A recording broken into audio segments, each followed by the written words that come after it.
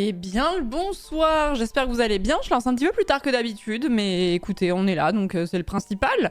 Bonsoir à tous, bienvenue dans ce live du 8 juillet 2025, il est 21h10. Qu'est-ce qu'il y a mon amour? Qu'est-ce qu'il y a mon bébé? Oui? Ça fait longtemps qu'on t'a pas vu sur le live. Tu veux des petits câlins, c'est ça? Oui? Oh mon amour, oh là, mon bébé.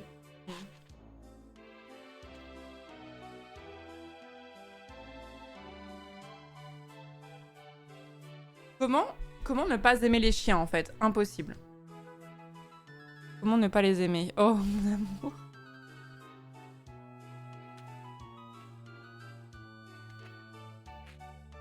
C'est le plus beau. C'est le plus beau. J'ai peur des chiens. Oui, mais de lui, alors, Wikos, c'est lui qui aurait le plus peur de toi. Ça peut te rassurer. L'énigme est impossible. Bref, j'espère que vous allez bien. Donc ce soir, je lance un petit peu plus tard que d'habitude. J'hésitais entre lancer Elden Ring et Balatro, mais en fait, je suis vraiment extrêmement fatiguée. Et du coup, je me suis dit qu'Elden Ring, j'allais peut-être pas être très à fond, alors que Balatro, il y avait un côté un peu plus chill. Donc je suis vraiment désolée pour Elden Zoos. On va continuer Baldur's Gate, non. On va continuer Elden Ring, bien sûr, parce que j'ai trop envie de finir le jeu. Et surtout, on arrive à la capitale, qui est vraiment un endroit qui est super chouette. Donc voilà, l'échouillure de pied est là. Mais on fera ça sûrement la semaine prochaine. Je pense que je vais au moins faire 2 sessions la semaine pro, parce qu'il n'y en a pas eu beaucoup depuis la semaine dernière avec la Japan et cette semaine non plus. Sachant que cette semaine, je ne suis pas là de beaucoup parce que je stream encore demain et après je m'arrête. Pour ceux qui n'étaient pas là sur le live hier, je fais un trek dans les Alpes avec des copines et du coup je ne serai pas là jusqu'à je sais pas si je vais streamer lundi. Parce que vous voulez que je sois tout à fait 100% honnête avec vous, j'adore les feux d'artifice. J'adore les feux d'artifice. Je trouve que c'est quelque chose qui met beaucoup de joie dans le quotidien. Et lundi, c'est le 14 février, c'est le 14 juillet. Tu veux descendre. C'est le 14 juillet, du coup, il y a souvent des feux d'artifice qui sont un peu sympas. Et j'avoue que j'ai un peu envie d'en profiter aussi, quoi. J'adore les feux d'artifice. J'aime trop ça, il y a des gens qui sont insensibles, mais si j'entends que ça pète pas très loin de chez moi, je peux pas ne pas essayer de chercher en fait, je suis trop frustrée sinon. Je trouve ça merveilleux, j'adore les explosions. Merci beaucoup Batsai, merci beaucoup pour le 10e mois de sub, merci beaucoup. J'avais resub hier, mais on va dire que c'est la Baldrogue qui m'a fait revenir. Team Elden Zoos quand même. Désolée Elden Zoos, je suis désolée. Je suis tombée dans une autre drogue entre temps. Je vous trompe avec Balatro. Merci Batsai pour le 10e mois, merci beaucoup. Milankoa pour le 43e mois de sub, merci beaucoup. Merci beaucoup, merci Chano pour le 14e mois de sub, Château Margot pour le 20e mois, merci Fitzgerald pour le 40e mois de sub, Le Pens pour le 15e mois de sub, Thiolas pour le 20e mois de sub, merci beaucoup, merci Hormos pour le 42e mois, Léo le François, merci beaucoup pour le 11e mois de sub, The Duke of God pour le 14e mois, Medelgear, merci beaucoup pour le Prime, merci Betty également pour le Prime, bienvenue à vous deux dans la communauté, merci beaucoup et merci Marco G, oh peut-être un Clermontois, en tout cas un pute de moi, merci beaucoup pour le 3e mois de sub et merci Segorex pour le 10e mois de sub. Merci beaucoup. J'ai regardé quasiment toute la VOD de Balatro aujourd'hui, ça tombe bien. Ah putain, elle était longue en plus, hein. Ça dure 10 heures. Ça dure 6 heures, pardon.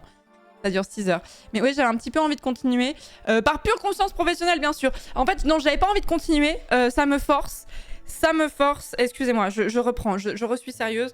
J'avais pas spécialement envie de jouer à Balatro ce soir, mais vous me l'avez demandé. Et je voulais pas vous laisser dans la panade et vous empêcher d'avoir votre Baldrogue. Donc je me suis dit, allez, je vais faire un effort. Je lance le jeu. Voilà, je suis très professionnelle, que voulez-vous. J'avais pas spécialement envie, mais avais-je le choix vraiment de ne pas lancer Balatro? Je sais pas. Cette conscience t'honore, bien sûr. Ton sacrifice est apprécié et sera célébré comme il se doit. Non, je suis vraiment une giveuse, ouais. Non, je suis vraiment une giveuse. J'avais pas spécialement envie de jouer, voilà, mais bon. Vous me l'avez demandé, déjà que je boude Elden Ring, on en a pas fait la semaine dernière, on n'en fait pas cette semaine. Je peux pas vous frustrer sur tous les plans, vous voyez. Merci. Vraiment, ne me remerciez pas. Merci Mogafai pour l'année de sub. Petite Pauline, merci beaucoup pour le 52e mois. Merci beaucoup pour le soutien depuis tout ce temps. Merci beaucoup. La cinquantaine, un âge respectable pour un stream de gens respectables, pas du tout addict. Merci Sper pour le 44e mois. Merci beaucoup. Les balazous seront comblés. Ouais, j'ai vraiment le sens du sacrifice. Hein.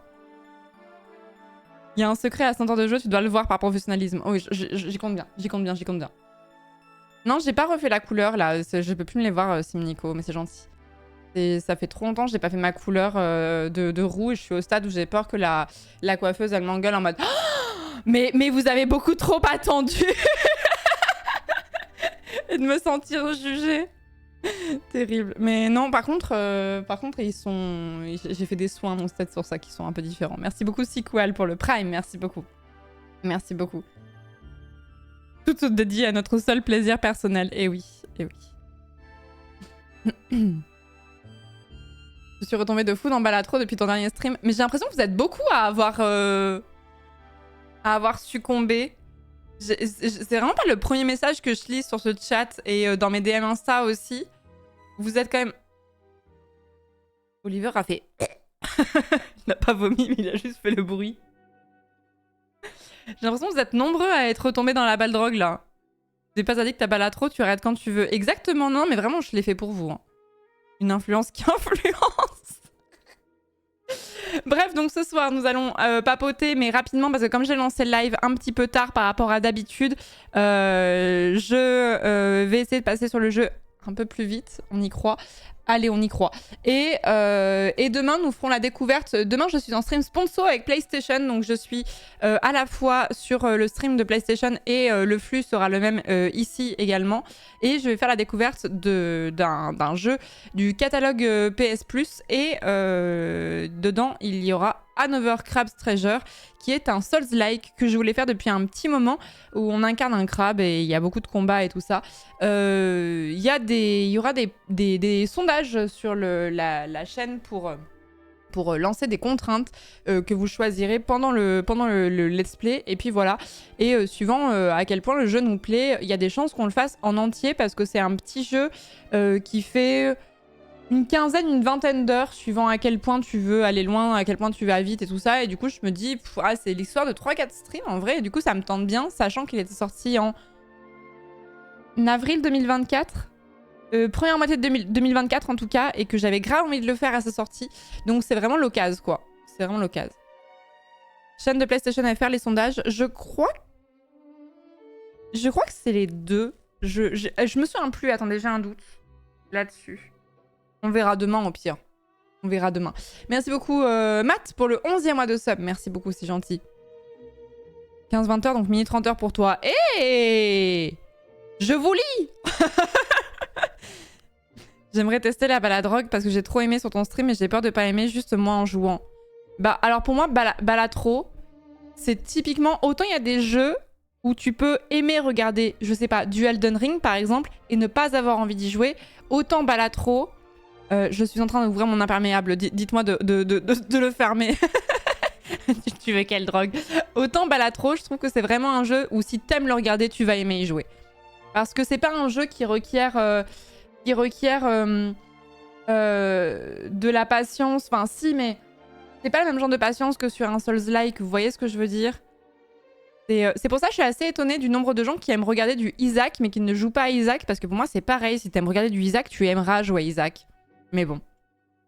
Pardon, Florence, c'est quoi cette histoire d'imperméable?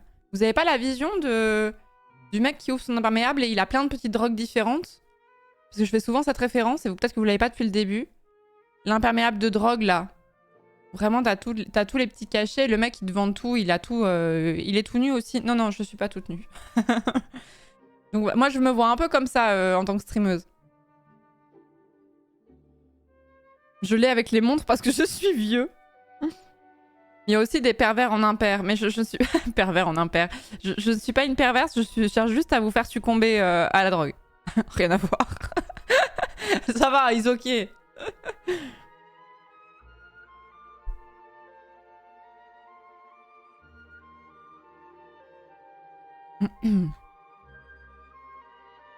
Elle veut nous faire perdre notre taf, Sage. Non, non, pas du tout. Juste occuper votre temps libre, quoi. Pervers en impair, ça donne comme un titre de chanson, oui. Tout à fait.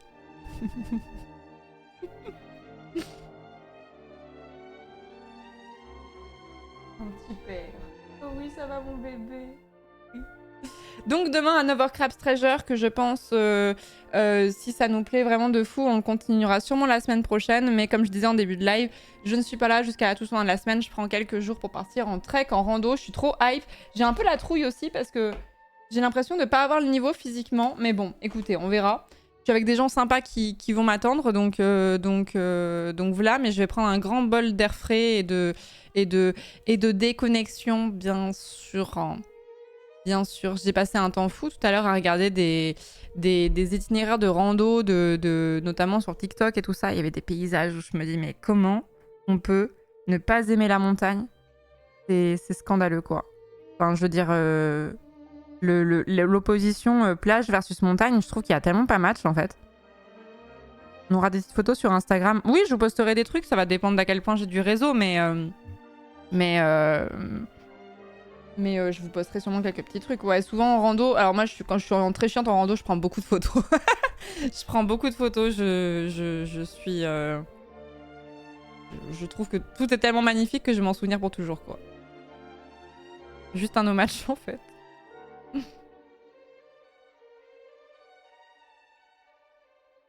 Montagne, meilleur biome de la Terre. Mais je sais pas, je trouve qu'il y a un truc onirique dans la... On s'emmerde dans la plage, tu vois.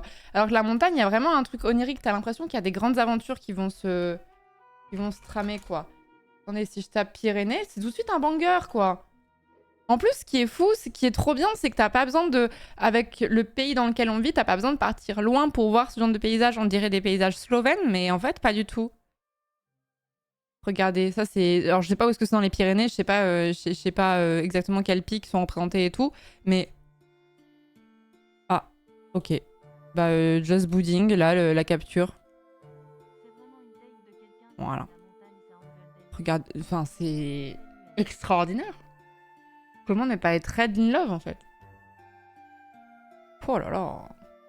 Oh là là. Sachez que ça peut peut-être vous intéresser, mais sur TikTok, justement, j'ai vu pas mal de gens qui avaient envie de partir en rando, voilà, mais qui connaissaient pas de gens autour d'eux qui avaient envie de marcher ou ce genre de choses, et ils avaient peur de partir en montagne. D'ailleurs, je vous conseillerais de, si vous n'avez pas l'habitude de la montagne, ne partez pas seul. De toute façon, on conseille toujours, même à des gens expérimentés, de ne pas partir seul, ou en tout cas de renseigner confortablement les itinéraires par lesquels ils passent, parce que la montagne, ça peut rester dangereux, même en étant expérimenté. Et du coup, j'ai vu sur TikTok qu'il y avait pas mal de gens qui s'organisaient entre gens qui avaient jamais fait de la rando et qui avaient envie de découvrir. Et bah, vous avez des gens qui font un peu des tracés et qui vont un petit peu aider au périple, qui sont beaucoup plus expérimentés. Donc si jamais ça vous tente, mais que vous avez juste pas de potes pour le faire, et ben go, hein. En plus, il y a bien un endroit où on discute beaucoup de sujets vraiment en plus en profondeur, c'est la montagne, genre... ma vie pour les grosses discus bien deep, là, quand t'es en train de marcher, là, j'adore ça. Merci Orcaz pour le 50e mois de sub, merci beaucoup. Merci beaucoup, merci Mouton Solitaire pour le 25e mois. Andrea pour le 30e mois de sub, merci beaucoup. Avec un GPS qui transmet les coordonnées à un proche et ou des tracés fréquentés si ça se fait seul. Ouais, ça c'est un truc qu'il faudrait que j'achète à terme. Parce que j'avoue que j'aimerais bien, à terme, randonner solo. En fait, j'ai un rêve qui est accessible, hein, mais j'ai un rêve, j'aimerais trop faire. Je sais pas pourquoi, depuis toujours, j'ai envie de faire ça. J'aimerais faire, peut-être pas en entier, mais j'aimerais faire une partie du tracé de Saint-Jacques-de-Compostelle. Et ça fait hyper longtemps que j'ai envie de faire ce truc-là, et je pense que j'aimerais bien le faire solo. Et en fait, je me disais, mais c'est bizarre parce que je ne suis pas chrétienne. Et du coup, je me disais... Est-ce que ça fait sens de faire le chemin de Saint-Jacques-de-Compostelle? Et en fait, il y a énormément de gens qui le font sans être religieux. Et je pense même qu'il y a peut-être plus de gens qui ne le sont pas que... Voilà, c'est juste un truc, je sais pas, il a une vibe un peu particulière, ce chemin, je crois. Et je connais beaucoup de gens, du coup, qui ont fait des parties du tracé sans forcément être religieux. Et du coup, je pense que je le ferai un jour. Et j'aimerais bien le faire en solo. J'aimerais bien, de toute façon, faire de la rando en solo aussi. Juste une route, quoi, finalement. Bah, je sais pas, j'ai l'impression qu'il y a un côté qui a l'air... J'ai l'impression que tu rencontres pas mal de gens différents, en fait.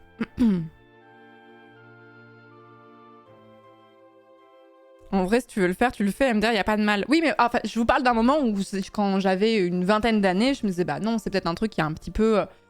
je sais pas, c'est peut-être pas blasphématoire, mais est-ce que c'est pas bizarre? Est-ce que je vais pas être la seule athée au milieu d'un groupe de cathos qui seront en mode mais quoi, qu'est-ce qu'elle fait là?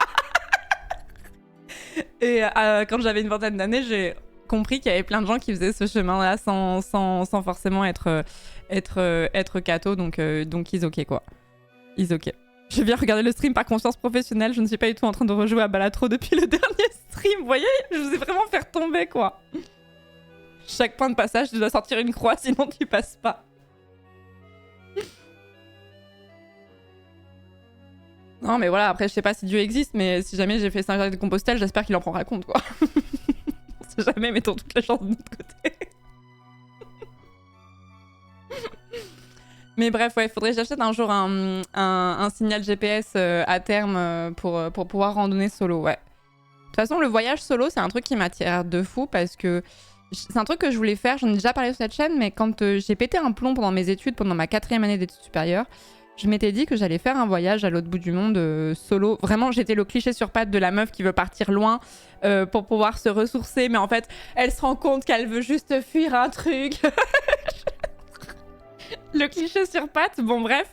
Et j'ai pas pu le faire, ce voyage solo. Et il y avait... Donc j'avais commencé un peu à le préparer, ce voyage solo. Et il y avait un truc où je me disais, ben... C'est compliqué de voyager seul en fait. Et les gens disaient, mais quand tu voyages seul, tu voyages jamais vraiment seul parce que tu vas à la rencontre de gens. Comme t'as pas énormément de thunes, tu vas dormir dans des auberges de jeunesse ou des trucs comme ça et ce genre de choses. Et du coup, tu fais la rencontre de plein de gens et tu voyages pas vraiment solo. Donc j'aimerais trop faire un voyage solo un jour aussi. Plusieurs même. Il y a un dieu qui a regardé tes streams Baldur's Gate 3, tu es foutu des os, pas des os. Ah oui, c'est vrai. C'est vrai.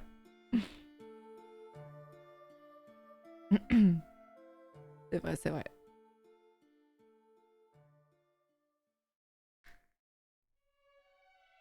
Tu seras pas solo, t'as Oliver. Bah, si je fais certaines randos, j'aimerais partir avec Oliver. Mais si je pars à l'autre bout du monde, il y a très peu de chances que je prenne Oliver avec moi, quoi. J'aurais peur des bestioles qui le piquent. C'est très compliqué. Des fois, ramener des chiens dans un pays, c'est très compliqué. Et puis, ça veut dire que tu dois soit prendre un avion où bah, tu mets le chien dedans, soit tu prends des trains. Pareil, il faut que le train accepte les chiens. Soit un bateau ou dans les choses. Enfin, c'est compliqué. Donc, je pense que si, malheureusement, je pourrais pas prendre Oliver avec moi partout, quoi.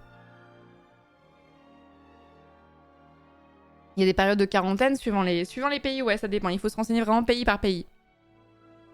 Après, il y a des gens qui voyagent avec leurs chiens. Moi, de toute façon, c'est un truc que je fais déjà. Mais après, je pars facilement... je pars facilement en France aussi.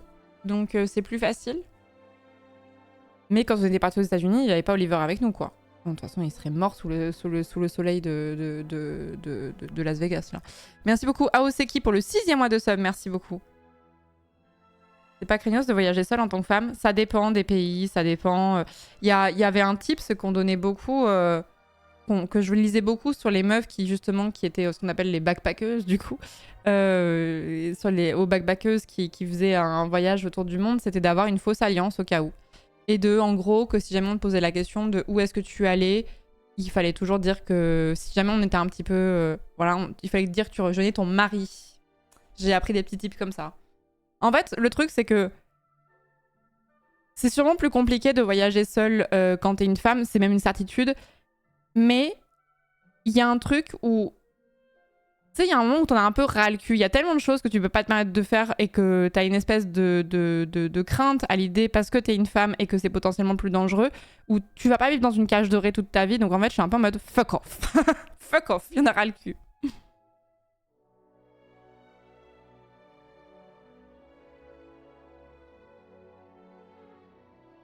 Des fois, j'ai l'impression que les extravertis, ils vivent sur une autre planète. Voyager seul quand t'es introverti, tu tapes pas facilement la discute avec des inconnus. Mais en fait, je pense que si au contraire... Enfin, je pense que vous voyez les extravertis d'une façon bizarre. Les extravertis peuvent avoir un petit peu aussi une appréhension et d'aller parler avec d'autres personnes. C'est juste qu'ils ont plus de facilité à le faire. Ça veut pas dire que t'as pas peur du jugement. Mais en fait, les introvertis, il y a aussi beaucoup une peur du jugement, justement. Et quand t'es à l'autre bout du monde...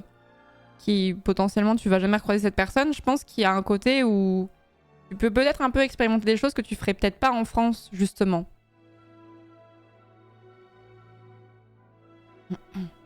Je rejoins mon ami, mon mari, j'ai un taser.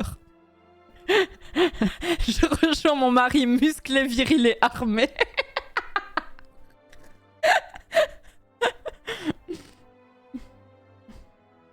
Et après, bon, de toute façon, quand tu voyages seul, il y a aussi ce côté où tu cherches aussi un peu un côté introspectif, on va dire, quoi.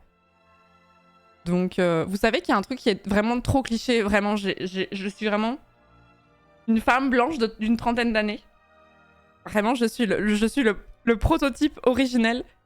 J'aimerais trop un jour faire une retraite de yoga pendant une semaine, genre. Je suis un cliché sur pattes. Mais ça a l'air insane! Ça a l'air trop bien! Je précise que j'aime beaucoup le yoga, mais que j'en fais pas tant que ça, donc il faudrait que j'en fasse un peu plus souvent pour faire une retraite pendant une semaine. Mais ça a l'air vraiment trop cool. Ça a l'air vraiment trop cool.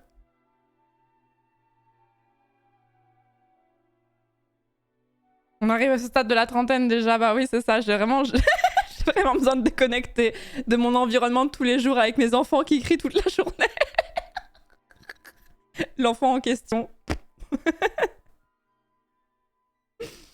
La semaine sans parler là? Non, pas forcément, mais juste... tu sais, le truc, vraiment la semaine full meuf où tu fais du yoga et tu connais personne et tu sais, t'as que des gens qui sont un peu... tu sais, peut-être paumés dans leur vie ou en reconversion, des gens qui ont été malades et qui ont besoin de retrouver un moment pour eux, de reconnecter avec leur corps et tout. Je sais pas, il y a un truc où ça me parle en fait. Je me dis, j'ai envie d'expérimenter.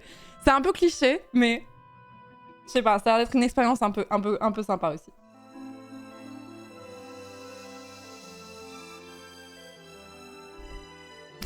Semaine full meuf, fit moment.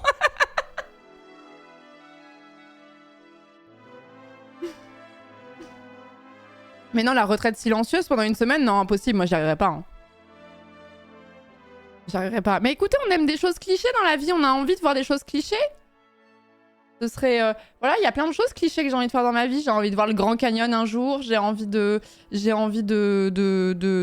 monter, je sais pas, d'aller voir... j'irai voir le Loch Ness, par exemple. J'irai en Écosse un jour et je passerai une tête pour voir le Loch Ness. On est tous un peu des clichés sur pattes, que voulez-vous? Mais c'est pas parce que les choses sont des trucs très touristiques ou classiques qu'elles sont pas pour autant intéressantes, quoi. Écosse égale banger. Bah, c'est typiquement un endroit où j'aimerais trop partir seule, je pense. J'avais des amis qui avaient fait un espèce de road trip en voiture, en mode bivouac, le long des côtes écossaises. Ils ont pris la pluie tout leur voyage. Ça avait l'air extraordinaire. L'Écosse, très facile en solo. Ouais, c'est pour ça que ça me tente. Ça me tente parce que ça parle anglais, c'est pas une culture qui est si éloignée de la francophone non plus. C'est pas trop loin, donc si jamais ça se passe mal, tu peux rentrer un petit peu vite. Enfin, franchement, j'ai trop envie de faire ça. J'ai fait Death Stranding, à présent, je peux gérer la montagne et le voyage en solo, c'est vrai. Très belle formation. Le Japon, easy en solo aussi. Je sais pas, il y a des... je sais pas si ça vous le fait, mais il y a des trucs que j'ai envie... J'aimerais bien... Genre l'Écosse, j'aimerais bien le faire solo. Et il y a des voyages que j'ai envie de partager avec d'autres personnes. Je saurais pas expliquer pourquoi celui-ci plutôt qu'un autre. Mais... J'ai même appris la montagne. Vous êtes beaucoup à être allé en Écosse. Après, c'est pas si loin de la France, hein, mais...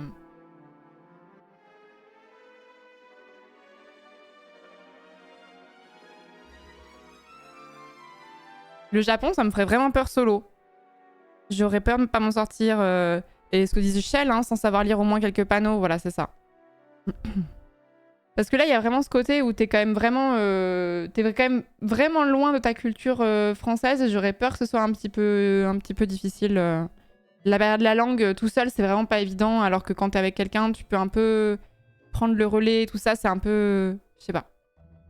Moi, j'aimerais l'Islande, mais c'est cher. Oh là là, l'Islande.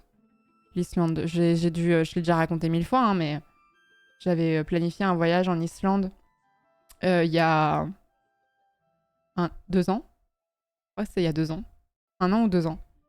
Et non, c'était l'année dernière. C'était l'année dernière et j'ai dû tout annuler parce que je pouvais pas faire garder Oliver. J'avais des plans à la base et tous mes plans sont tombés à l'eau et j'avais plusieurs personnes qui pouvaient garder Oliver et tout est tombé à l'eau. Et je n'ai pas eu le choix que d'annuler et ça me fait toujours un peu mal au cœur. Et non, c'était pas possible de le prendre parce que je pré-shot, parce que c'était un peu last minute. J'ai eu les boules.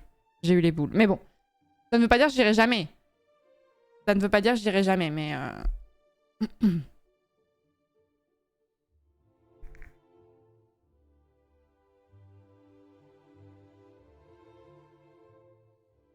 C'est ce que je dis. Je le raconte parce que vous voyez Oliver, il est trop cute, il est super gentil, c'est un super chien et tout. Mais c'est un des inconvénients, c'est que j'ai dû annuler mon voyage en Islande parce que je pouvais pas faire garder mon loulou à 1 semaine et demie, 2 semaines du départ en fait. Hein. Ça a vraiment été un crève-cœur. Du coup, maintenant, à chaque fois que je vois des paysages islandais ou qu'on parle de l'Islande, je suis toujours un peu en mode...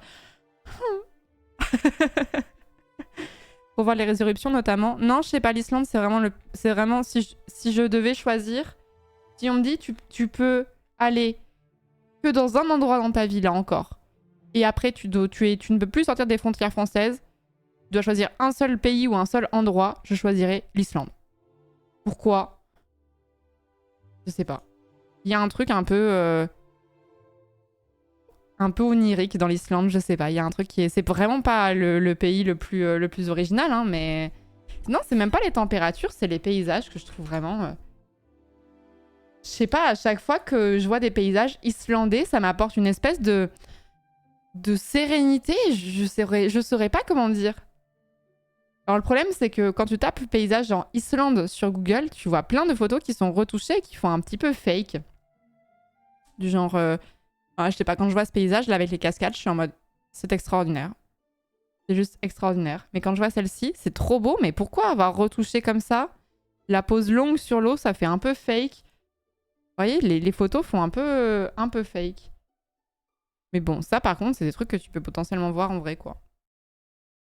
Je sais pas, l'Islande, il y a vraiment un côté... c'est un pays qui est unique en son genre, quoi. Enfin, que vous allez me dire comme tous les pays, mais... Islande, été ou hiver. Les deux ont l'air vraiment insane. C'est juste que quand t'es en hiver, en Islande, tu peux moins accéder à certaines parties du pays. Ouais, il y a un côté monde de fantasy, je crois que c'est ça. En fait, on a l'impression que l'endroit est pas réel et est sorti tout droit d'un jeu vidéo, en fait. Je saurais pas comment dire.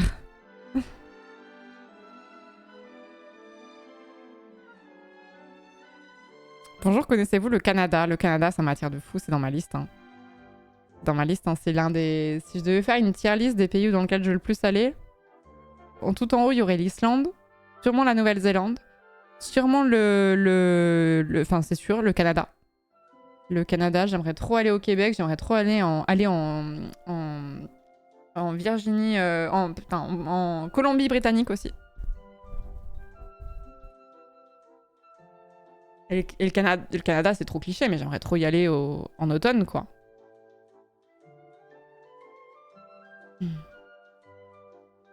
Colombie-Britannique, c'est vraiment... ça a l'air insane, hein. C'est vraiment tout à l'ouest, du coup, du Canada. Le problème, ce qui est chiant, c'est que c'est difficile, à moins de partir au très long cours, c'est difficile de faire la Colombie-Britannique en même temps que le Québec, quoi. À moins de partir vraiment turbo longtemps. Et du coup, comme c'est des paysages, bah pareil, bah vous voyez, hein, y a une thématique quand même. Hein. Moi, je vois de la flotte et je vois juste à côté, il y a des hauteurs. Je suis en mode, let's go. Colombie-Britannique.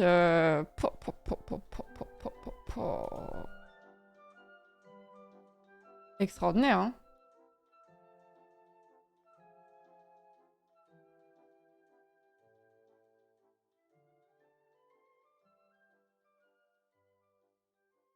Jasper en Alberta, c'est un petit bijou si jamais. Ça donne envie. Et l'autre truc que j'aimerais trop faire, et ça c'est la faute de mon algorithme, il n'y a pas un pays dans le monde dans lequel je veux pas aller. Il y a à peu près tous les pays du monde que j'aimerais découvrir. Il y a énormément de choses que je veux voir. Mais le Japon était un peu haut dans ma liste, mais j'avais l'impression que tout le monde autour de moi, si tu leur disais justement, c'est quoi ton pays de rêve, le dernier pays dans lequel tu vas, ensuite on ferme les frontières du pays, parce que je vois qu'il y a des Canadiens du coup dans le chat, ou des Suisses ou des Belges. Après, tu pourras plus sortir de ton pays, c'est lequel que tu choisis. Il y a plein de gens qui choisissent le Japon. Et j'étais un peu en mode, bah, le Japon m'attire, mais pas à ce point. Et je sais pas ce qui s'est passé. Mon algorithme TikTok ou Instagram, je sais plus, a commencé à me proposer vachement de contenu sur le Japon.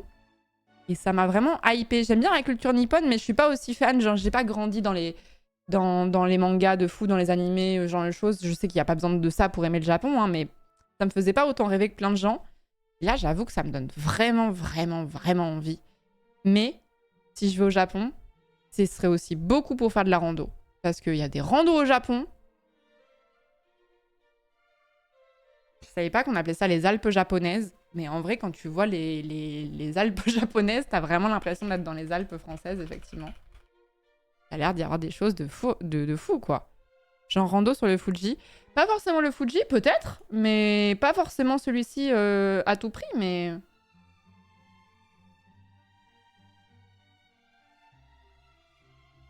Ouais, les Carpates roumaines, c'est aussi une dinguerie pour les randos. Ouais, ça donne trop envie. Ça donne trop envie. Et niveau rando, il y a un truc qui est incroyable aussi, c'est la Slovaquie ou la Slovénie. Ou les deux. Je crois que c'est la Slovénie. Hein. Mais Slovénie. Après, Slovaquie, il y a pas un bout des Alpes aussi dans la Slovaquie? Je me demande si ça s'arrête avant ou pas, je me souviens plus. Slovénie, en plus, c'est pas si loin, c'est faisable. Faut pas partir 3 jours, hein, mais bon. Les frontières avec l'Italie. Et la Slovénie, j'ai des potes qui sont partis, qui m'ont montré des photos. C'est fou, mais le moindre truc était sublime, en fait. Tout était trop beau. Il nous montre le... C'est dommage, Google, c'est vraiment ça. Il nous montre la même petite église sur ce lac au milieu de nulle part. C'est sublime. Mais la Slovénie, c'est pas que ça. Il y a plein d'autres belles choses.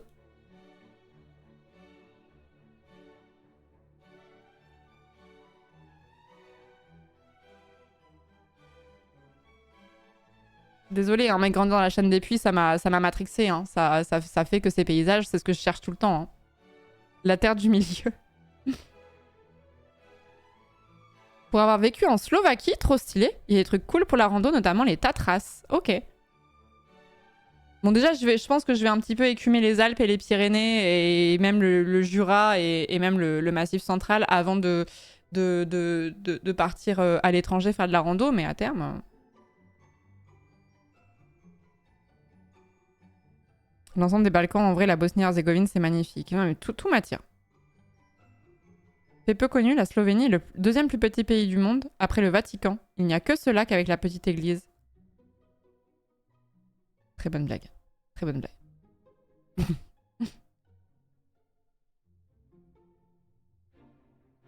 J'ai relancé Balatron en tombant sur ton live ou une vidéo il y a quelques jours. Depuis, j'arrête plus. J'ai fait tomber tout le monde avec moi dans ma chute. Terrible. Terrible. J'ai grandi dans la chaîne des puits, on m'a tellement gonflé avec les montagnes et les randos interminables que je me suis barrée en Bretagne. Escaverse. Traître. Traître. Traître. Merci Maï pour le 15e mois de sub, merci beaucoup. Merci Axine pour le 13e mois. Aoseki pour le 6e mois de sub, merci beaucoup. Merci beaucoup. Et je pense que ouais, Slovénie, j'aimerais bien... En fait, j'aimerais bien me faire un jour... Je sais plus si j'en ai déjà parlé en live, mais j'aimerais bien un jour me barrer vraiment pendant genre 3 semaines, voire un mois, et prendre le pass Interrail qui... Alors, il y a plein de gens qui pensent qu'Interrail est réservé aux moins de 25, 26, 27 ans, je sais plus. C'est juste que les tarifs sont vachement intéressants quand à cet âge-là et moins. Après, tu peux toujours prendre un pass Interrail. Même si vous avez 45 ans, vous pouvez prendre un pass Interrail. C'est juste que ce sera vraiment beaucoup plus cher. Mais si tu peux voyager en illimité via des trains pendant un mois, ça peut valoir le coup quand même. J'aimerais bien prendre un pass Interrail et faire vraiment une partie de l'Europe en train, justement. Surtout... peut-être Italie, justement, Slovénie, tout ça, partir peut-être en Croatie et ce genre de choses. Mais à voir. Peut-être que c'est pas l'Interrail que je prendrai, peut-être que je prendrai mes billets, voilà. Mais l'idée de faire un voyage en Europe au long cours en train, ça me donne trop envie. Ça me donne trop envie.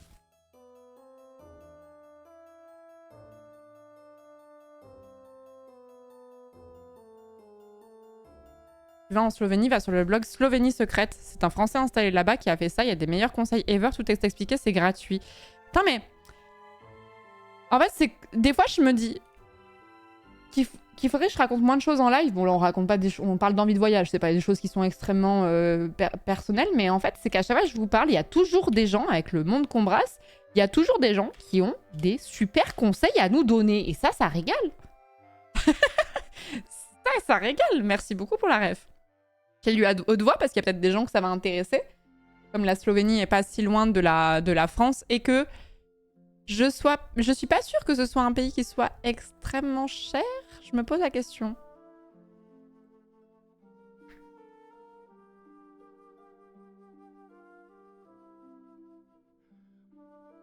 Ah, vous parlez du santé côtier de la côte bretonne, là? Mais c'est un GR, ça.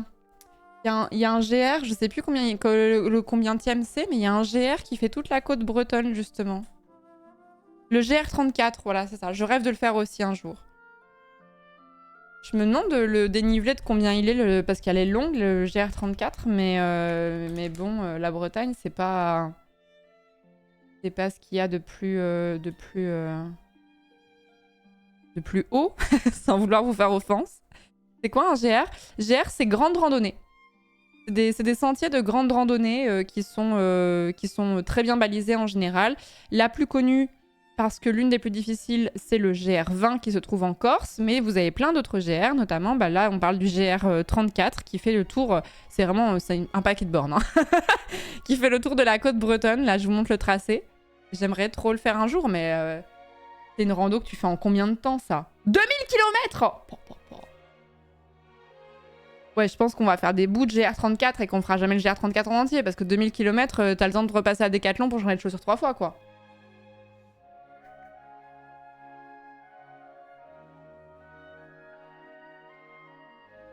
Au moins 4 heures, hein.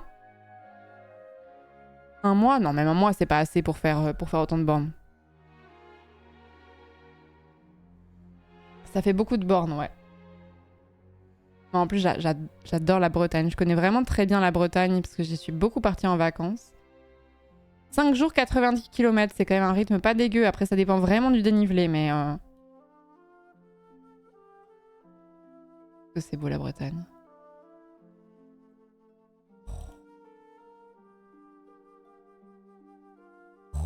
On voit pas des photos, zut.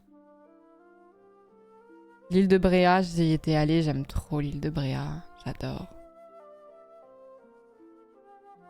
Plutôt 2 mois avec un rythme soutenu. Ouais, et puis marcher pendant 2 mois, je pense que même quand t'aimes beaucoup la rando, au bout d'un moment, tu dois peut-être un peu saturer quand même, hein.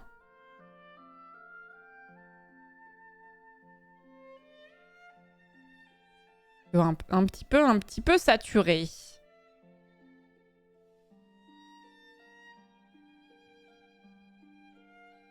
Par contre, je pense vraiment que le dénivelé est un peu vénère, comme dit plus haut dans le chat. Ouais, à voir. Attends, est-ce que sur Wikipédia c'est marqué? Altitude max 124 mètres. Le dénivelé cumulé des montées. La stat est affreuse. La stat est atroce. Mais après, on est sur 200 km. Hein. L'altitude maximum est de 124 km. Cependant, le dénivelé cumulé des montées est de 16 749 mètres. Ah ouais, d'accord. Merci beaucoup, Xen Halomen. Merci beaucoup pour le 14e mois. Merci beaucoup, merci. Kéosiris pour le 43e mois. Merci beaucoup. 43 mois et toujours pas un live de droit. Quand commencent les cours? Ah, il y en a des fois qui est Osiris. Il y en a des fois. Faut juste être tout le temps présent pour les capter, quoi.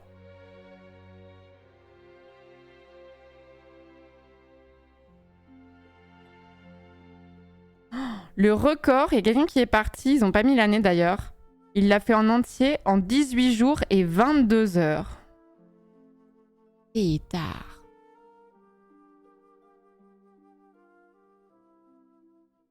Ça fait 8 mètres sur 1 km isoqué en vrai. Oui, franchement, pour 2000 km, j'ai l'impression que ça va. C'est juste que c'est un peu vallonné, quoi, mais bon. En fait, je pense pas que ce soit des dénivelés qui te coupent les pattes de zinzin. De zinzin comme d'autres randos peuvent le faire, quoi. Moi, il y a un truc qui m'embête un peu dans la rando, dans la rando de manière générale, c'est le GR20. Les gens connaissent tous le GR20.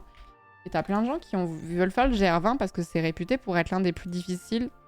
Et je suis un peu en mode, c'est dommage parce que, enfin, c'est sûrement un très beau sentier de rando parce que c'est le GR20, t'es en Corse, ça a l'air incroyable, mais il y a plein d'autres randos qui sont très cool, qui sont aussi difficiles. Et pourquoi s'attaquer au plus dur comme une bucket list, en fait, je comprends pas.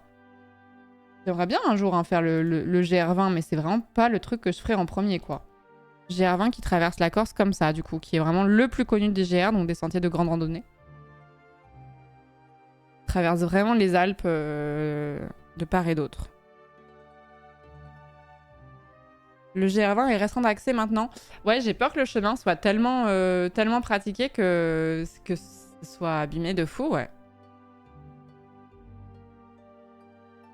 Ma rando préférée, c'est celle qui part de ma maison jusqu'à ma boulangerie. En Beldon, t'as un GR superbe, t'as quasi personne. Ouais, c'est ça. Les Alpes de Corse. J'ai dit les Alpes? Non, pas du tout. J'ai dit les Alpes. J'ai pas assez dormi. J'ai pas assez dormi. Pardon, excusez-moi. Bah non, c'est évidemment pas les Alpes en Corse. J'ai fait un lapsus. C'est souvent que je lis des trucs dans le chat et je me dis mais pourquoi ils spamment tout ça et que je me suis pas rendu compte que j'ai fait un lapsus. C'est des cailloux à la suite, en vrai c'est des Alpes.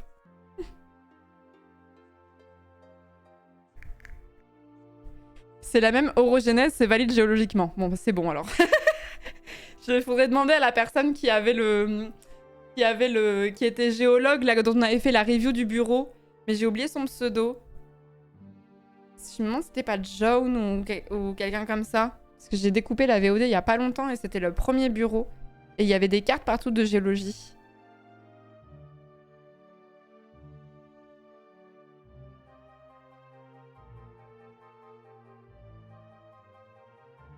Ah bah John, c'est bien toi qui es géologue. Ou dans la géologie en tout cas. Bien toi qui avais une carte de la géologie en guise de tapis de souris. Ou est-ce que je délire? Que je te confonds avec quelqu'un d'autre. Il y a le GR10 qui longe les Pyrénées de l'Atlantique à la Méditerranée. Il paraît que c'est costaud aussi. Bah, les GR, ça dépend desquels, mais bon. Souvent un peu... Ouf. Combien de kilomètres? 916 km. Mais en même temps, oh là, les Pyrénées, mais quel banger les Pyrénées.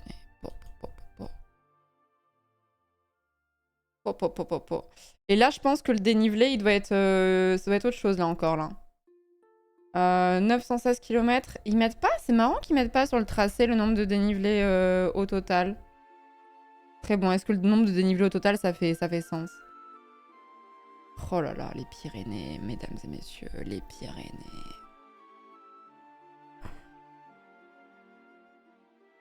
Tu avais fait le Canigou, non? Oui, je l'avais fait l'année dernière. Bah avec le même crew de copines avec lequel je vais faire le trek cette semaine-là. Je sais pas quel est le GR le plus simple. Mais en fait, vous n'êtes pas obligé de faire un GR en entier aussi. Vous pouvez faire des portions GR. C'est même pas rare que sur des petites rando, des fois on emprunte des passages de GR, voilà. Je sais pas quel est le GR le plus simple. Dénivelé total? Oui. Oh non, c'est extra. Ah, le cirque de Gavarnie, il est connu celui-là. Celui-là, il est vraiment connu, le cirque de Gavarnie.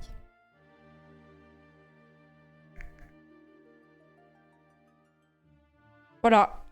Les Pyrénées, on parle beaucoup des Alpes. Les Alpes ont tout le buzz en France, mais les Pyrénées ne sont pas en reste. Hein. Voilà ma take d'aujourd'hui.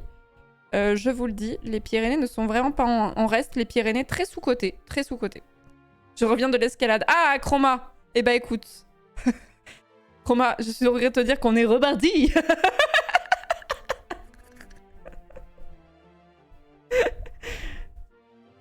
Chroma court. Chroma qui a dit je reviens de l'escalade et Taka qui dit ah oui on est dans nos clichés. C'est quoi dans vos clichés Taka? Tu reviens du bar? Bonsoir, pour ne pas changer d'une habitude ancrée dans les mœurs de ce chat, je reviens du bar.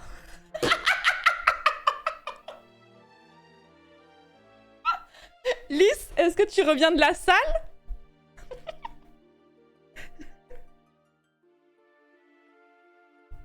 Les modos sont si prévisibles.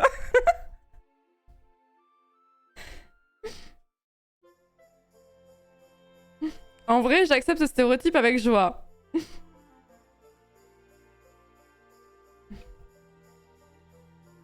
Mais après, pas besoin. Du coup, pour revenir au sujet initial, vous êtes vraiment des clichés sur pattes, on est tous des clichés sur pattes. Pour revenir au sujet initial, vous n'êtes pas obligé de faire des DGR, il y a plein de sentiers de rando qui sont cool. Je ne pourrais pas vous renseigner parce que, comme je vous dis, j'ai pas encore assez pratiqué pour être en autonomie là-dessus, pour connaître bien les tracés, pour savoir un petit peu ce qui est plus accessible ou quoi.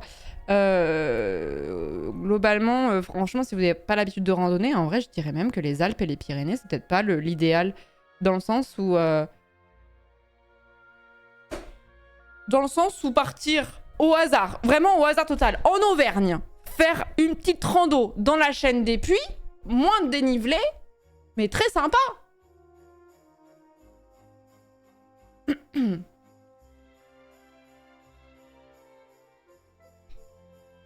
Ouais, l'avantage de GR, c'est que c'est très bien balisé, c'est ça. Voilà, le hasard.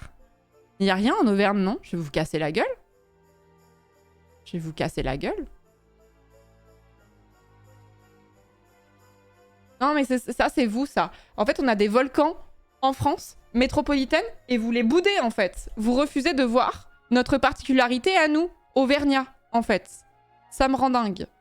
Là, si je vous dis, c'est l'Islande, vous serez tous en mode bandeur de fou, là, en mode, oh là là, c'est vraiment incroyable. Mais non! Mais non!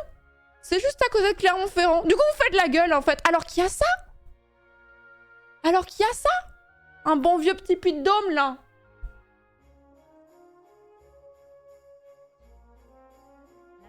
J'ai des photos comme ça sur mon téléphone.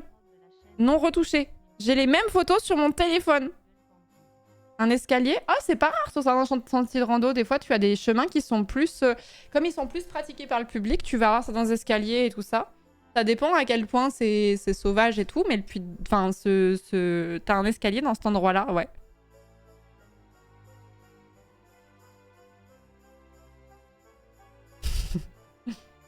T'as fait l'Aubrac? Je me souviens plus. En fait, j'ai fait tellement de trucs quand j'étais gamine que je me souviens plus. L'Aubrac, je suis pas sûre. Je sais juste que c'est une jolie petite vache, l'Aubrac. J'étais tellement dans mon idée que j'ai tapé Aubrac et du coup, je tombe sur des meumeux, bien sûr. Oh, joli. Leurs petites oreilles fluffy, là. C'est les pattes des volcans, c'est ça? Vous cassez la gueule, hein.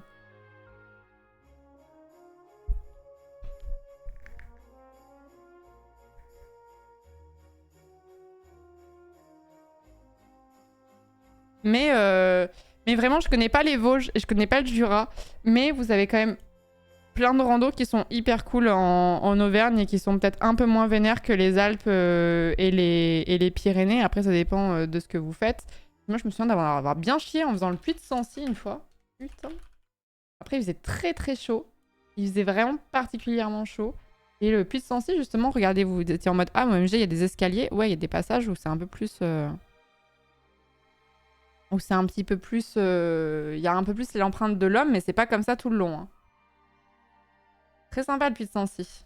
Très très sympa.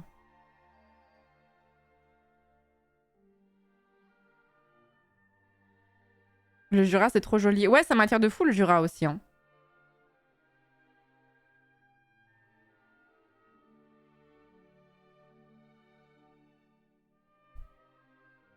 Il y a plein de randos très ok dans les Préalpes, dans le Jura, Jura suisse, Vercors, etc. Il y a un coin où je voudrais trop aller aussi, un peu plus me balader, c'est dans les Cévennes aussi. Parce que on n'est pas si loin de Montpellier et tout ça, mais un jour, il faudrait que je me chauffe pour prendre la voiture et partir 2-3 jours solo avec Toutou, quoi.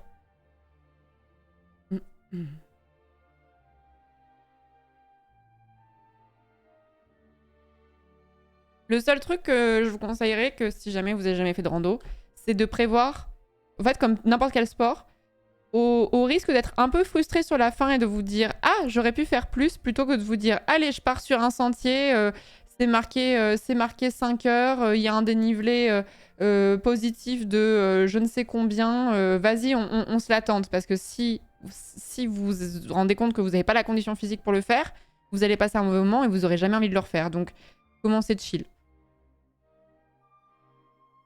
Évitez de rentrer de nuit parce qu'il n'y aura pas de lampadaire pour vous guider sur votre route. Hein.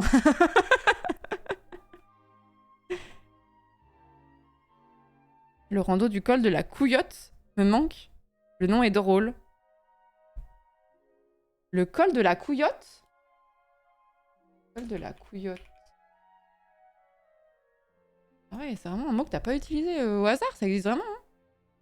Dans les Alpes du Sud, dans les Alpes-Maritimes. Ok. Le col de la Couillotte, ok.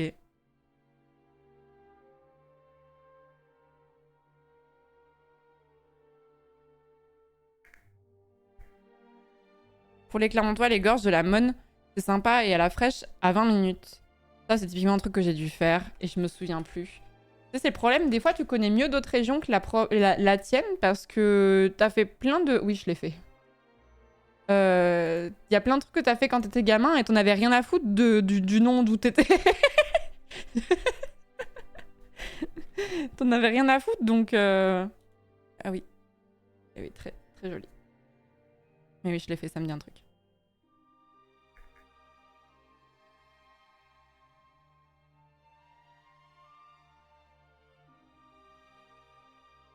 Il y a le sexe des branlettes en Suisse, c'est même pas une blague. Je l'avais déjà entendu, ça, ouais.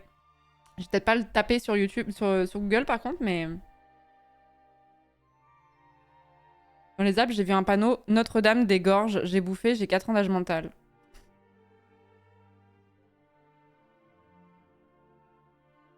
Le sentier du cul de la bite aussi, n'importe quoi.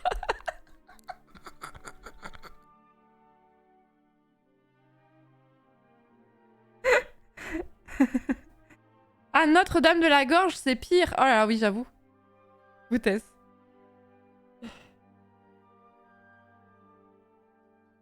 Bon, mais bref, voilà. Donc on va s'arrêter là côté voyage et rando. Mais par contre, il y a un truc, moi, qui m'a choc-barre quand j'ai fait de la rando. En fait, quand j'étais enfant, je marchais beaucoup, mais à la journée. Et c'est pas le même matos que dès que tu veux dormir en refuge ou pire en bivouac. Je me suis dit, bah c'est un sport dans lequel tu marches. Donc t'as besoin de chaussures et c'est tout, quoi. Donc c'est pas un sport qui est cher.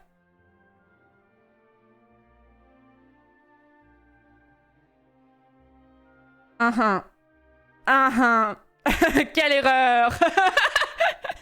Quelle erreur. Et vas-y que le moindre coup de pluie, ça va te coûter 200 balles. Et vas-y que le sac, ça va te coûter 130. Et vas-y que les chaussures, si tu veux pas qu'elles soient de mauvaise qualité, c'est 130 aussi. Et une paire de bâtons, tant qu'on y est, une trentaine d'euros. Et patati et patata. Et à la fin, t'arrives à 600, 700 balles, quoi. Alors après, bon, on n'a pas besoin de tout avoir dès le début, hein. Mais... Et je vous parle même pas du prix d'une tente ou quoi, parce que je me suis pas renseignée encore, parce que je veux pas le faire tout de suite et que je n'ai pas besoin pour le moment, mais... 30 € le bâton. Non, c'est la paire de bâtons. Non, la paire de bâtons, c'est peut-être un peu moins cher. Moi, j'avais pris des D4 classiques. Je crois qu'ils m'avaient coûté 20 balles. Un truc comme ça. C'est banger de marcher avec des bâtons. D'ailleurs, on peut penser que c'est un truc de vieux, mais quand vous êtes fatigué, je vous jure que vous les bénissez de fou. Il y a des gens qui aiment pas marcher avec des bâtons parce qu'ils préfèrent avoir les mains libres. Mais je peux vous jurer que quand vous êtes en montée et encore mieux en descente et que vous n'êtes pas confiant au niveau des descentes, comme moi je le suis, avoir des bâtons, ça rassure énormément et ça soulage tellement le poids. Prends pas trop l'entrée de gamme de D4 finalement et ça revient vite cher pour être confort. Ouais, après, il faut, comme n'importe quel sport, je pense qu'il faut s'équiper petit à petit. Tu prends pas tout. Enfin, après, tu peux pas partir en rando sans sac et chaussures à minima et une veste de pluie à minima, mais moi, pendant hyper longtemps, j'ai fait des fois des randos. Je vous conseille pas, c'est une erreur d'ailleurs. J'ai fait des randos en basket de running, quoi. Des randos qui étaient un peu qui étaient pas faites pour des baskets de running. Oh, c'était des petites sensaces, quoi. Merci beaucoup, Yogurt. Merci beaucoup pour le 50e mois de sub. Merci beaucoup. Merci Better Paladin également pour le 8e mois. Obi-Wan Shot pour le 26e mois. Xen Elomen, merci beaucoup pour le 14e mois. Merci beaucoup. Triple cheville. Ouais, j'ai failli. Mais par contre, ce qui est trop bien, c'est quand t'as commencé à faire de la rando avec des chaussures de running comme un bouffon et que enfin tu updates vers des chaussures de marche. Ah, mais la différence, elle est extraordinaire. C'est vraiment si tu profites. C'est comme quand t'as commencé avec une caisse un peu nulle, où t'avais pas d'ouverture centralisée, où fallait que tu tournes les manivelles pour remonter les fenêtres et tout ça, et que d'un seul coup, tu changes de voiture, t'as une clim, un autoradio qui marche, des voitures électriques, une fermeture centralisée, et t'es en mode... C'est grotesque.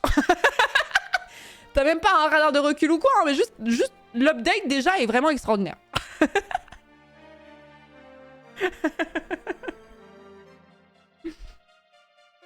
Mon premier trek fut avec des chaussures de trail parce qu'en vrai, la montagne, c'était pas trop long. Mais après, c'était plus plat. Bah non. Il y a des gens qui préfèrent les chaussures de trail pour la rando, pour le coup. La voiture ne prend pas la flotte, énorme. Une fois que t'as investi dans des chaussures avec un bon maintien et de l'accroche, OMG, ça change la vie, t'as l'impression d'être un bouquetin. Ouais, c'est exactement ça. Et par contre, il y a un point négatif aux chaussures de rando. C'est quand t'as l'habitude de porter les chaussures de rando, c'est très difficile de ne pas avoir envie de les mettre pour tout et n'importe quoi. C'est-à-dire qu'avant, j'allais balader mon chien, j'essayais d'être un petit peu plus... Je vais pas dire apprêtée parce que je vais balader mon chien, mais j'essayais de faire un peu plus attention. Et puis je me savais que sur tel ou tel chemin, c'était bon, je pouvais prendre des chaussures qui étaient un peu plus des chaussures pas de ville, mais voilà. Maintenant, je me pose même plus la question. C'est les chaussures de rando, quoi qu'il arrive. J'étais zéro flow, mais qu'est-ce que t'es confortable. Les chaussures qui puent.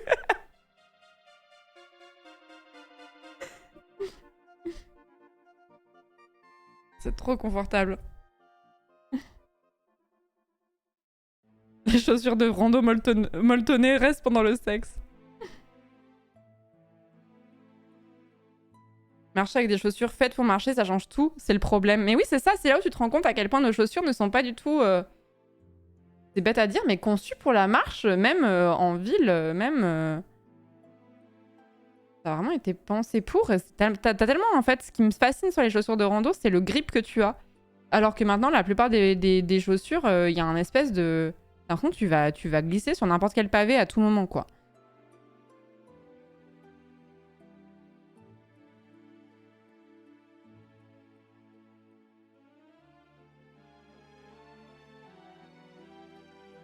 Les chaussures de rando en ville, ça donne un look de touriste scandinave. Moi, je suis toujours un peu envieuse quand je vois des gens qui ont des chaussures de rando dans des endroits qui sont pas de la rando. Je suis toujours un peu envieuse parce que je me dis toujours, putain, ils ont un mode de vie qui se rapproche tellement plus de ce que j'aimerais. J'imagine vraiment des gens qui sont tout le temps à l'extérieur, qui sont tout le temps en train de bouger, de découvrir des nouveaux endroits, qui dorment de façon un peu roots, mais ils se créent des souvenirs et je suis en mode, franchement, c'est trop stylé. Et qui pue un peu aussi.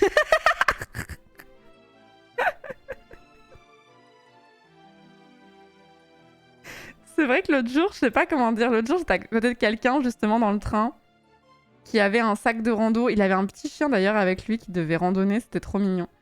Et il avait vraiment le look du randonneur, le sac, les bâtons, les chaussures et tout, donc je me suis dit, lui, soit il va en rando, soit il revient de rando.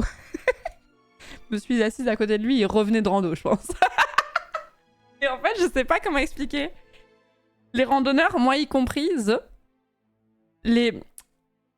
les randonneurs ont une odeur particulière. C'est pas une odeur de transpic classique, je sais pas comment expliquer, c'est... Tu sais, ça sent un peu le vieux refuge et en même temps t'as un peu baigné dans l'odeur de la bouffe, de la popote du soir et un peu la nature et en même temps un peu la transpi et le foin et... C'est musqué, c'est ça. Tu sens la transpi et le sapin en même temps, quoi. Je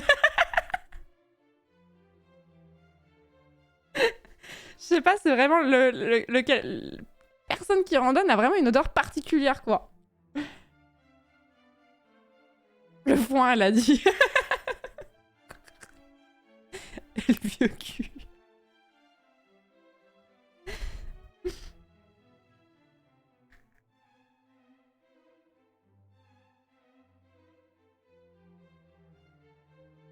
Alors que le cycliste qui sent juste la trampille et pas le sapin. Bah en fait c'est pour ça que j'ai pensé à toi Baby, parce que je me suis dit il faut pas trop que je me plaigne du prix des affaires de rando et des équipements de rando parce que le cyclisme existe. Donc ne nous plaignons pas trop. L'odeur des mille culs. Ah oui c'est vrai, les photographes animaliers ouais, qui mettent pas de parfum enfin qui font attention à ne pas avoir d'odeur pour pouvoir approcher les animaux quoi. T'as déjà croisé des patous de très loin. J'ai jamais eu peur face à un patou en montagne, mais patous, faut faire attention. Les patous, faut faire attention. Mais j'en ai toujours croisé de loin ou isoquet. Et le prix de la corne du cul pour les cyclistes, vous y pensez?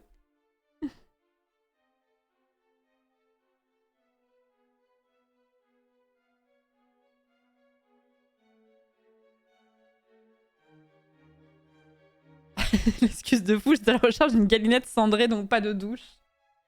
ça ressemble vraiment à une galinette cendrée. Enfin, va falloir qu'on passe sur Balatro. Il est quelle heure? La galinette cendrée, ça ressemble à quoi vraiment? Ça ressemble... Ah si.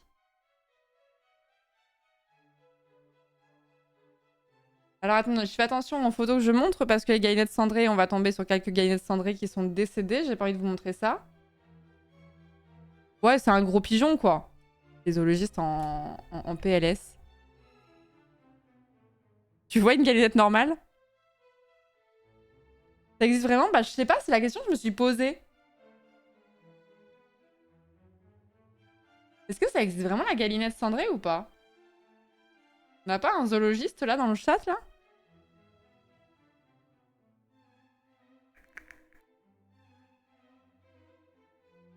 Oh la vie de rêve Jack. Bonjour ici, juste pour le swag. On part 2 mois road trip en citant Merco jusqu'en Bosnie, via l'Italie, Slovénie, Croatie, full Alpes, rando tous les jours et matelas dans la caisse. La vie de rêve. La vie de rêve, tout simplement. Enjoy, Jack. Et prends des pansements pour les ampoules. Après, je me demande si pendant 2 mois, je sais pas si je kifferais autant pendant autant de temps. Oui, en fait, mais je sais qu'ils allaient le chasseur des inconnus, mais je savais pas si c'était une espèce qui existait vraiment ou pas. Donc la galinette cendrée, ça existe pas vraiment, mais j'ai l'impression qu'il y a un truc qui s'appelle vraiment la galinette pour autant. La galinette, ça existe vraiment.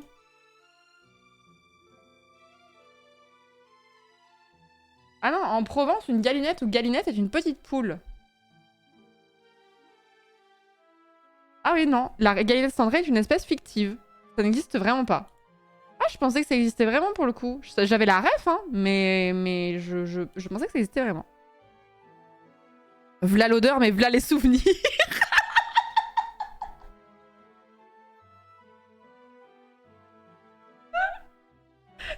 C'est pas grave, sur les photos, il n'y aura pas l'odeur, c'est bon.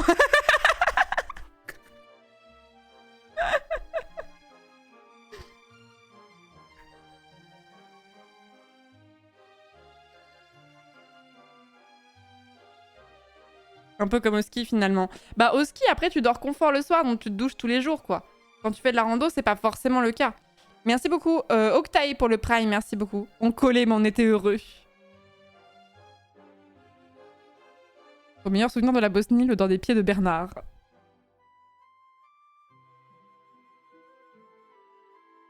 Je suis sûre qu'on est plein à avoir découvert que la galinette cendrée n'était pas une espèce qui existait vraiment ce soir. Je suis sûre que je suis pas la seule.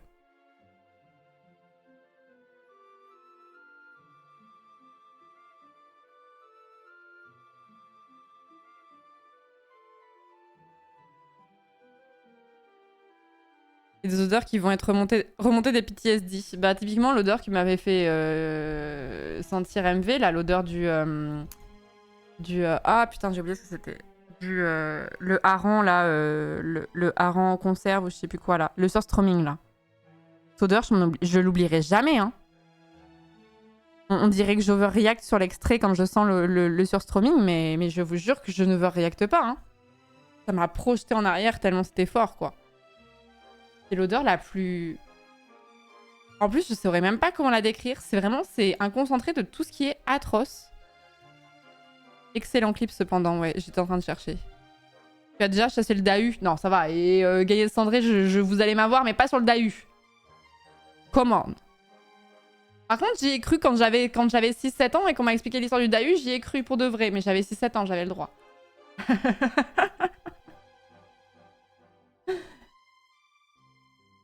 Attendez, il est où le doigt de MV là? Le clip, c'est un de mes clips les plus vus, je le retrouve pas.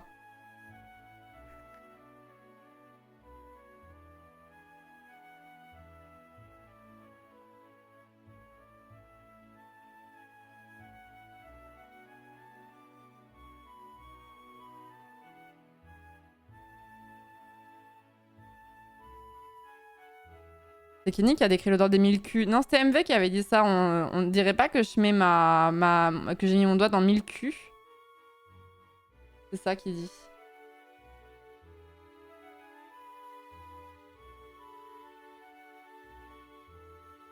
Et je crois que c'est mon clip le plus vu. Je crois que c'est le timing de l'odeur en fait. Je crois que c'est ça. Est-ce que c'est ce clip? Oui, si, c'est ça. Pour ceux qui n'auraient pas vu ce moment parce qu'ils n'étaient pas encore sur Twitch à ce moment-là. Donc il y avait... Oh, c'était Dame Dame et Lapi, si je me souviens bien, qui en 2022 avaient fait un atelier de dégustation et tout ça de trucs qui sentent extrêmement fort, comme du surströmming, qui a du hareng fumé en conserve ou je sais plus quoi, un truc atroce, du durian, enfin des trucs qui sont un peu... fermentés, merci. Des trucs qui sont un petit peu spéciaux. Et en fait, MV avait tripoté le surströmming et après, il a fait sentir ses doigts à tout le monde. Et en fait, moi, je faisais ce qu'on appelait, et on fera sûrement s'il y a un The Event, le point odeur pour savoir si ça puait, parce que généralement dans le The Event, au bout d'un moment, ça sent mauvais. Suivant les salles, suivant le nombre de personnes, suivant... Voilà, mais au bout d'un moment, ça finit par puer. Le dimanche soir, ça sent pas bon, quoi. Tout le monde sue, tout le monde pue, voilà. Et du coup, on faisait un truc, un point odeur, quoi, savoir si ça puait. Donc, je prenais à grand poumon une inspiration pour savoir si ça puait. Et this happened. Alors j'ai envie de vous dire que pour l'instant l'odeur est assez ok. L'odeur est assez ok, non? Ouais. Ah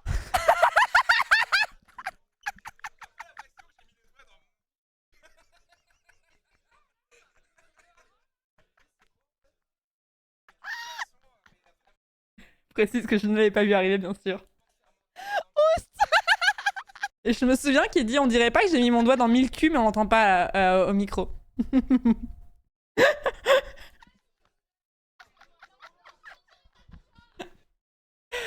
Horrible. Je vous jure, c'est vraiment la pire odeur que j'ai sentie de ma life.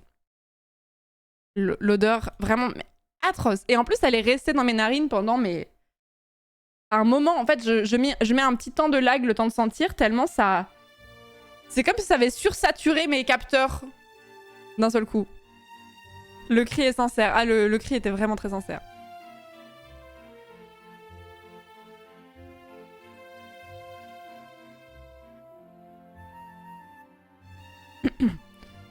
Le durian, jamais goûté encore, mais c'est ouf, ça sent juste la poubelle. Tu rentres dans un magasin en Asie, tu sais immédiatement s'ils en ont dans les rayons. C'est vraiment, ça pue de fou le durian. Oh là là. On peut ne pas sentir une odeur si elle sature le nez. Oui, c'est le cas de beaucoup de gens qui travaillent aux Galeries Lafayette notamment. À Haussmann, là, les Galeries Lafayette iconiques de Paris. Les gens qui travaillent depuis très longtemps au rayon parfumerie des galeries, ils ont tellement plein de parfums tout le temps qu'ils ne sentent quasiment plus les odeurs, tellement leurs capteurs olfactifs ont été saturés avec le temps. Voilà. Et c'est aussi l'une des raisons pour lesquelles les vieilles cocotent un peu. En fait, tu t'habitues à ton parfum, tu le sens de moins en moins, tu t'y habitues, et c'est pour ça que t'en mets de plus en plus pour le sentir, et c'est pour ça que les vieilles, elles sentent... T'as l'impression qu'elles ont mis trop de parfum et qu'elles cocotent, quoi. C'est marrant le terme cocoter, d'ailleurs. Même principe que les fumeurs. Je sais pas, pour moi, quand t'es fumeur, tu le sens. Tu le sens quand même que ça sent la fumée chez toi. Tu le sens que sur tes vêtements, ça sent, sur tes doigts et tout ça. Par contre, quand tu arrêtes de fumer des clopes, tu sens à quel point ça sent. Genre, tu redécouvres à quel point ça sent fort.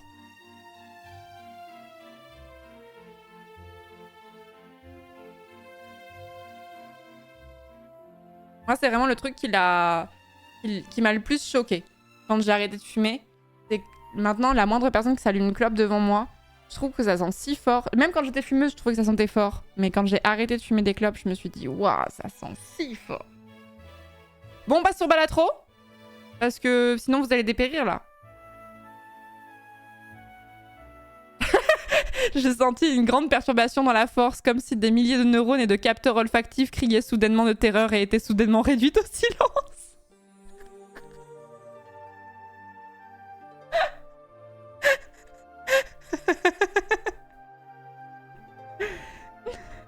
Aïe aïe aïe. La première chose que je me suis dit en arrêtant, mes parents n'ont jamais été dupes. Mais oui, c'est ça.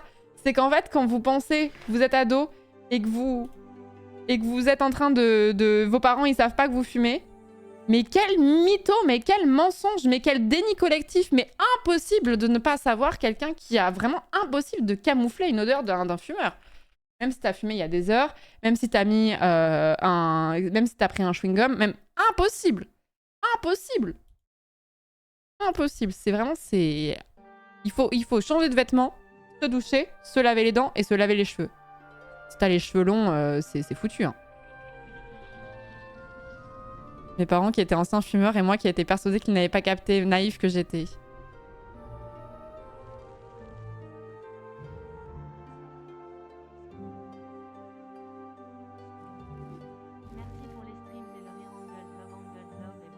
Ouais, mais tu te limites, tu sens tellement le propre après que ça devient suspect, c'est vrai.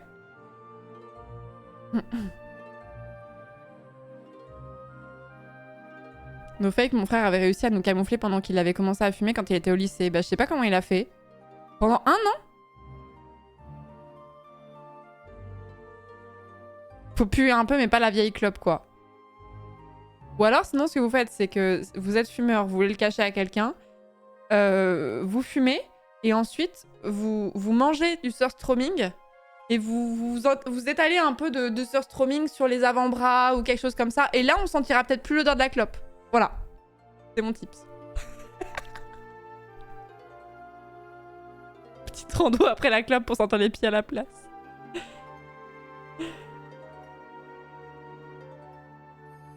Voilà, je vous donne mes petits tips. Vous fumez puis vous jouez à LoL pendant 8 heures, ça marche aussi. La daronne pense que ça sent rien quand elle fume et elle est persuadée que je mytho quand je lui fais remarquer. Non, mais ça, c'est vraiment... Mais en fait, quand t'es fumeur, tu sais que ça sent, mais tu sous-estimes, tu te souviens plus à quel point ça sent fort. C'est vraiment... je pense qu'il y a plein d'anciens fumeurs de clopes qui pourront témoigner de ça. Et à quel point ça les a choqués, genre à quel point tu redécouvres l'odorat à ce moment-là. Autant le goût, moi, c'est pas un truc qui m'a transcendé. Il y a plein de gens qui disent « Ouais, j'ai redécouvert le goût en arrêtant de fumer et tout ça. » Moi, pas tant que ça. Autant l'odorat, pouah. Et comme t'es dedans et que tu fumes régulièrement et que tu remets une couche, ça, tu sens plus, quoi.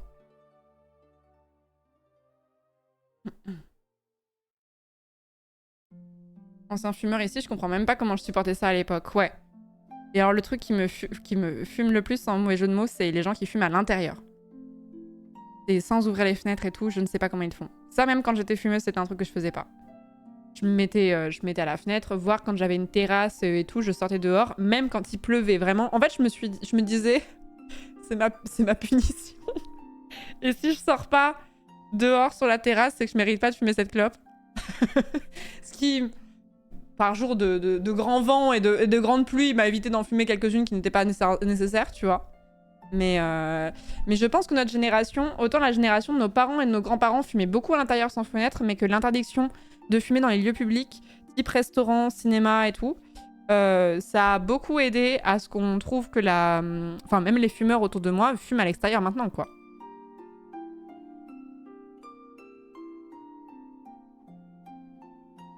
Les images des années 50-60 en intérieur où tu voyais pas à 2 mètres, là. Ouais, mais c'était mieux avant, Chiel.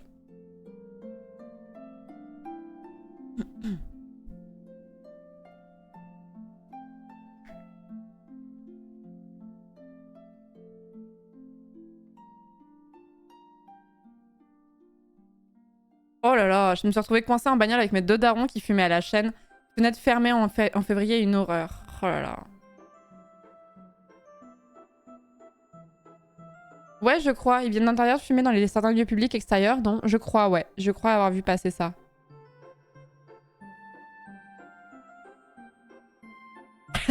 Aujourd'hui, on ne peut plus rien dire et plus fumer une clope aux 20h. C'est trop chiant. Allez, bon, allez, on va passer sur Balatro. En plus, c'est bien support just chatting. Ah, c'est... Attends. Pourquoi j'ai un host overlay qui se balade là? Hop.